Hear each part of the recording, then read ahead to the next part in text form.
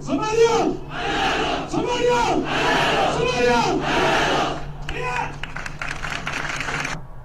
waa cutubyo ka tirsan ciidanka xoogga dalka Soomaaliyeed kuwaas oo tababar ku qaatay xerada Turkisom ee magaalada Muqdisho waxaana tababarkaasi bixinayay macallimiin Turki ah kadib munaasabad kooban oo lagu qabtay xeradaasi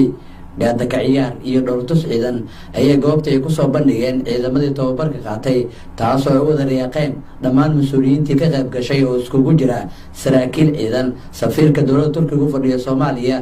iyo ergeyga gaarka ee qaramada midoobay u qaabilsan arrimaha Soomaaliya taliyaha dugsiga Turkisom Axmed Yaasiin Klinik oo la hadlay warbaahinta qaranka ayaa ka warbixiyay marxaladii kala duwanaa ay soo mareen ciidamada muddadii tababarkaasi u socday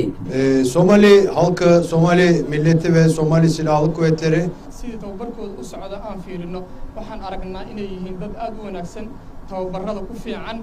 ayaka markii aan aragna say tababarada u qaadanayeen niyadooda wanaagsan waxa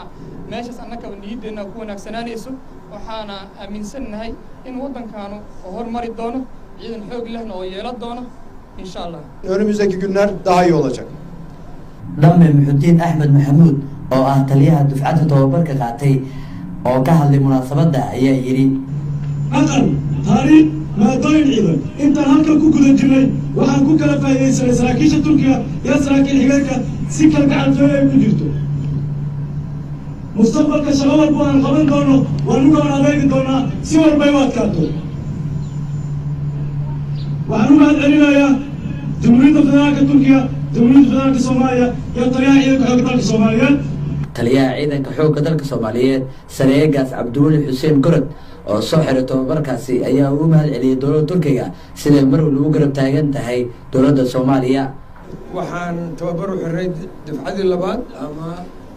horintii labaad oo Turkigu ay noo tababareen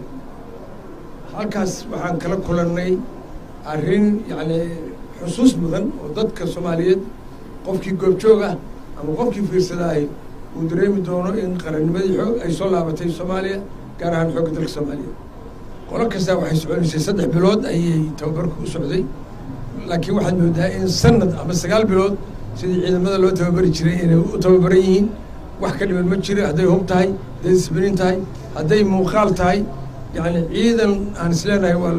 la isku halayn karaa oo muxuu ahaa xoogga dalka Soomaaliya asaas u noqonaya ayay noo dhiseen